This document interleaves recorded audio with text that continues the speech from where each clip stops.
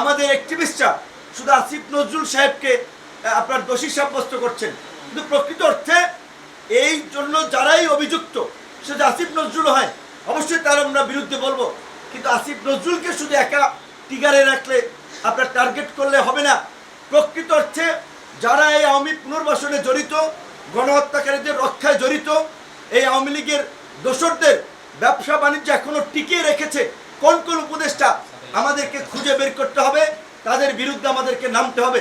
এবং প্রধান উপদেষ্টা আমরা শুনেছিলাম সোমবার জাতীয় সংলাপ ডাকার কথা, আমরা জানি না আসলে জাতীয় সংলাপ তিনি ডাকছেন কিনা, কিন্তু আমরা আবারও বলবো এই সামগ্রিক পরিস্থিতিতে এই গণহত্যার বিচার, আওয়ামী লীগ সহ এই আওয়ামী লীগের দোসর 14 দলকে নিষিদ্ধ করা, রাষ্ট্র সংস্কার এবং অন্তর্বর্তীকালীন সরকারকে একটা শক্তিশালী রূপদান করার জন্য এই অন্তর্বর্তীকালীন সরকারকে জাতীয় সরকারের রূপদান সহ সামগ্রিক বিষয়ে এই যে করিডোর নিয়ে আমাদের একটা উদ্বেগ উৎকণ্ঠা, কেউ কেউ বলছে যে সরকার অলরেডি নীতিগত সিদ্ধান্ত নিয়েছে, অলরেডি এটা হয়ে যাচ্ছে।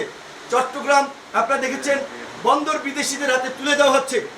এই আমরা জানি না শুধু আমরা লীগ নিষিদ্ধ হওয়ার বিষয় নিয়ে আছি, আর তলে তলে যে আরও দেশে অনেক কিছু হয়ে যাচ্ছে, এই সমস্ত বিষয় আমাদের কনসার্ন আছে কিনা।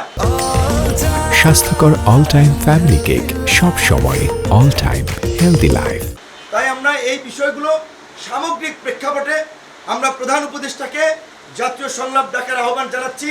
জাতীয় সংলাপে আলাপ আলোচনার পরে চট্টগ্রাম বন্দরের বিষয়ে সিদ্ধান্ত নিতে হবে, করিডোরের বিষয়ে সিদ্ধান্ত নিতে হবে এবং অন্তর্বর্তীকালীন সরকারকে জাতীয় সরকারের রূপদানের বিষয়ে সিদ্ধান্ত নিতে হবে।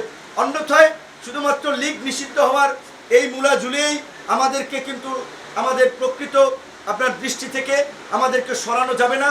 সরকারকে বিনয়ের সাথে বলতে চাই, আমরা আপনাদেরকে সহযোগিতা করতে চাই, আমরা আপনাদের প্রতিপক্ষ নয়, আমরা আপনাদের সহযোগী। আমাদের যত রক্ত ঝরেছে, যত ঘাম ঝরেছে, তার সিকি পরিমাণও আপনাদের ঘাম ঝরে নাই, রক্ত ঝরে নাই। আমরা যে কয়দিন রাজপথে রক্তাক্ত হয়েছি, ছাত্রলীগ, যুবলীগ, আওয়ামী লীগের, পান্ডা লীগের হামলার শিকার হয়েছি, ওই কয়দিন আপনারা রাজপথেও দাঁড়ান নাই, আওয়ামী লীগের বিরুদ্ধে বক্তব্য দেন নাই। তারপরেও আমরা দেশের বৃহত্তর স্বার্থে আমরা আপনাদের সকলকে নিয়েই আমরা বাংলাদেশকে পুনর্গঠন করতে চাই, আমরা এগিয়ে যেতে চাই। আপনাদেরকে আমরা নিরপেক্ষ একটা সরকারের দায়িত্ব দিয়েছি, কিন্তু আপনাদের কিছু কর্মকাণ্ড প্রশ্নবিদ্ধ হয়েছে। কাজেই এই সরকারের উপদেষ্টা পরিষদের পুনর্গঠন ছাড়া এই সরকারের প্রতিও জনগণের পুরো আস্থা ফিরে আসবে না এবং সামনে নির্বাচন নিয়ে সংকট কাটবে না।